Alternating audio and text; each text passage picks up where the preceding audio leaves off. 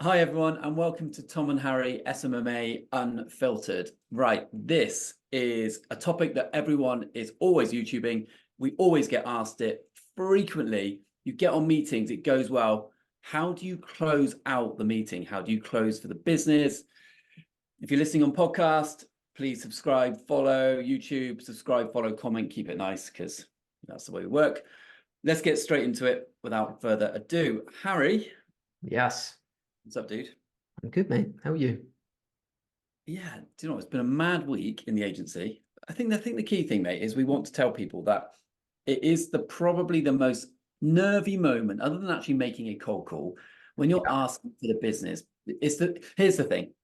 It's one of the key things which people dread the most and can get completely wrong.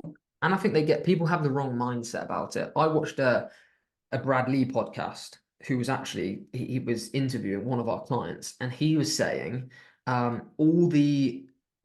closing is turning a no from a yes. No, turning a no to a yes. Yeah. It's not necessarily getting the sale.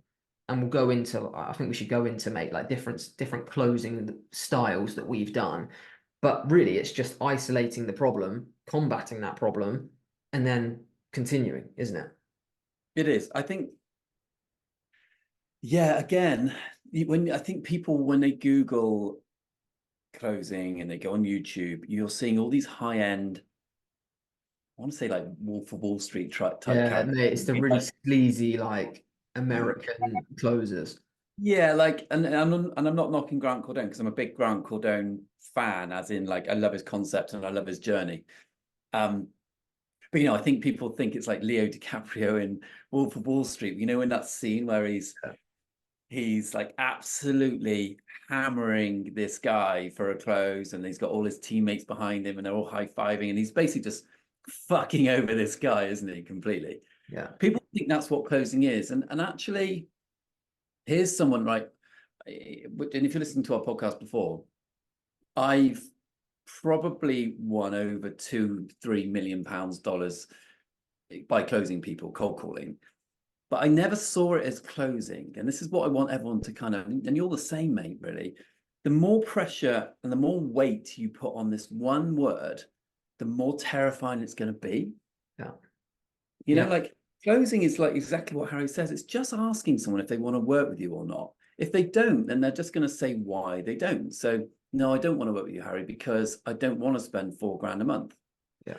Now we've had that recently. This week we went to close a $4,000-5,000 client, A month. and a month, yeah, a month. It was just ever so slightly out of their budget, ever so slightly. It was. But here's how we did. I'll tell you how. Should I tell you how we closed them? Yeah. Do it, mate. I could get Harry to do it because actually it was Harry because me and Harry. No. I won't get it, but me and Harry head up the sales calls. This is really important. We have a team behind us, but we get on these sales calls and we fucking talk the talk and shoot the shit, and we get the business. But this is how it went down.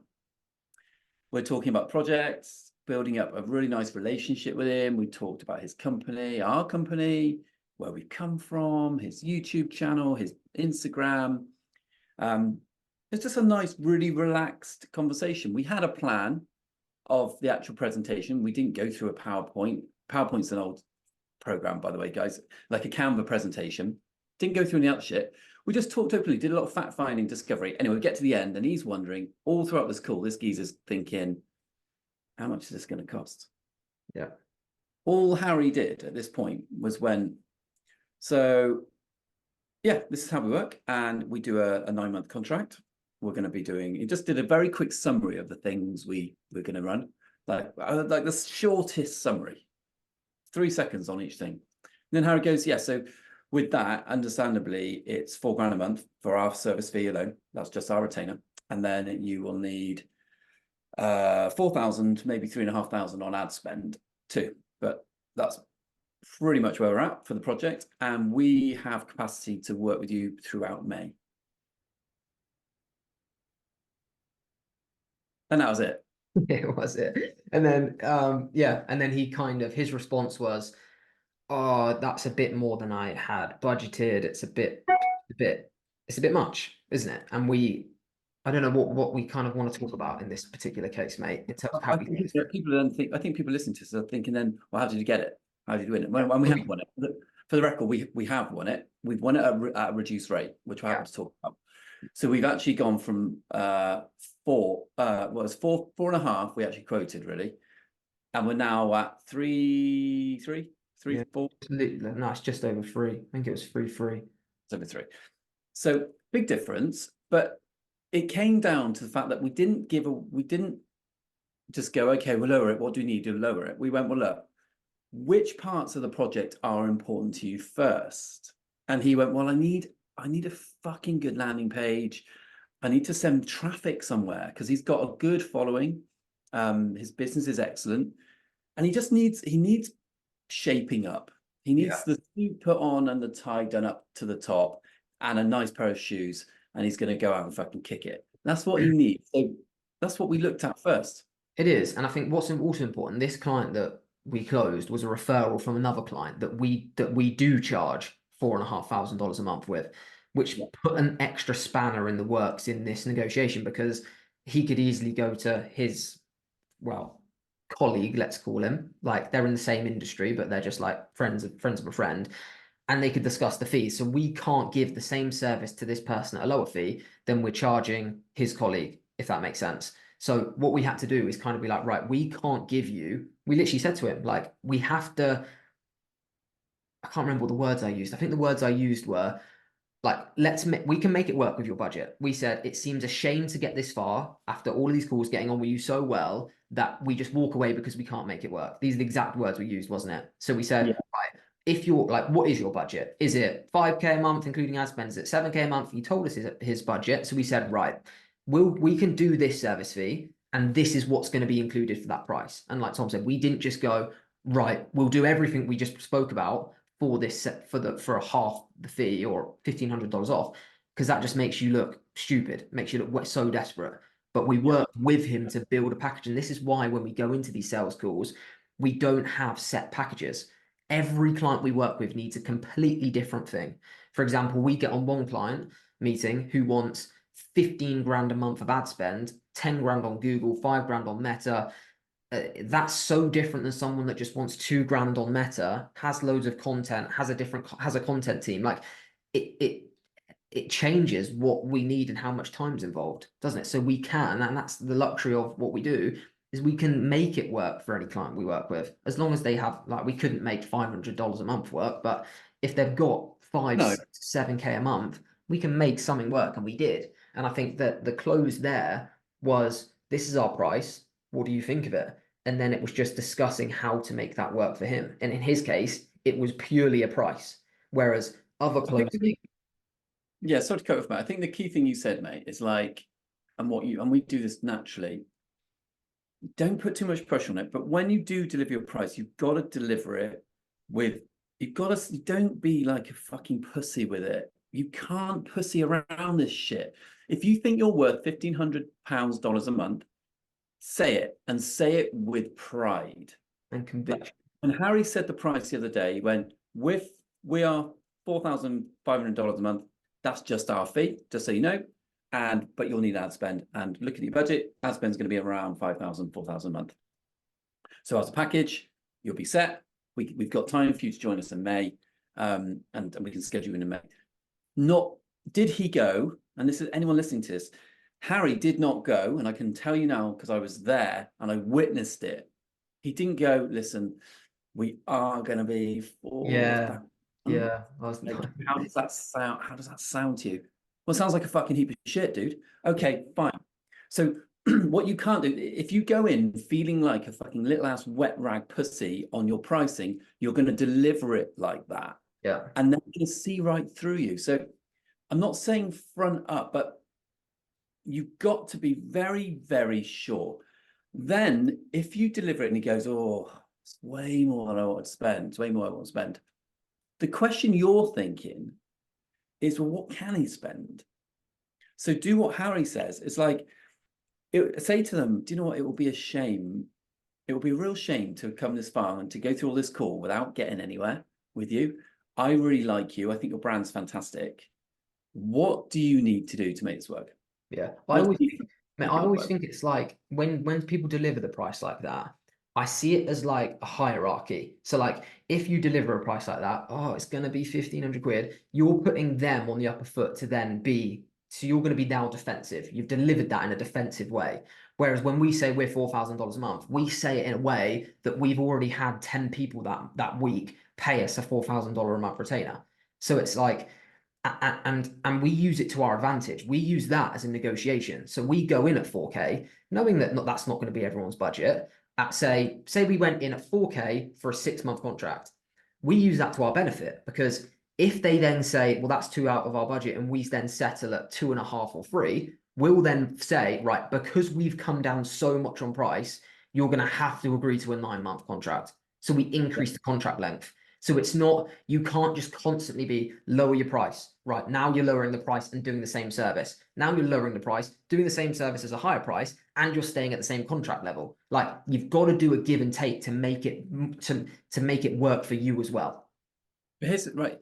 And don't people, how long we got left on the timer, by the way, mate? Not long. Okay, wait. Like a minute and a half. The thing is, if you're listening to this thinking, well, you're talking such high figures. I'm talking if you're delivering a price that's 800 a month or 1,000 a month or 1,500 a month, saying to them, look, my fee for all the things I'm going to do for you, my fee is only £1,400 a month, okay, which is due to the amount of work involved for me. That's a monthly retainer. A lot of marketing agencies will offer like, we'll push you into a 12-month agreement. I don't really want to do that with you. It doesn't suit me as much. So I'm happy to do 9 or even 6 for you. That's absolutely fine. So it's not a lengthy commitment based on that price too. Yeah. What other, mate, what other, because so like we've just spoken through the objection and like how to close when someone says your price is too high. So so we've isolated, right? Is that the only issue? Is like if we solve the price problem, would you go ahead with it? Which means they've accepted that your strategy works for them. Not a lot of the time, if you're a newbie at delivering that presentation and the pitch, they might have a different objection in terms of, I don't think this is going to work, or do you have guarantees? So like, how would you combat that as an objection and close from there, if that makes sense? Obviously, you still need to isolate that as the only problem to then close, but what would you do in that case? I think well, there's 2 things there then. First of all, let's take the guaranteed one. Which probably needs a video in itself, to be honest, mate. But like when they say what guarantees can you give me, again, it's like when you deliver your price, you have to say none. Like I can't, won't give you guarantees. It's never a good start to a relationship where all the risk is reversed onto me and not to your business. So, mate, people will hear that after they hear YouTube videos of people saying risk reversal, and we've come on and say risk reversal is a bad start. Like, why? Like, explain that because people will be shocked. Because what you're doing is you are taking full responsibility for the success of the project. What you're not looking at is actually your time needs to be paid to get them to a starting point. So if you're, and their business more often than not will have to follow up, if you're doing lead generation, have to follow up and have an involvement in booking these leads. I know some businesses are offering VAs that go and book in, and even when they do, there's still a massive amounts of pressure on the business to close. A huge issue, and people are still smoke screening it with like doing it for this client, but then it's even more on you on performance. It's a fucking nightmare. The marketing industry has got themselves into a real pickle because people just don't know how to operate businesses right. But when people are saying about the guarantees, you have to say, well, I don't give any guarantees. Like you wouldn't guarantee your product to a client. I can't guarantee mine. I'll guarantee I will do my very best job with all the experience I have. I guarantee you I give you full attention and the best of my ability. Yeah. But I cannot be responsible for the full results of this project.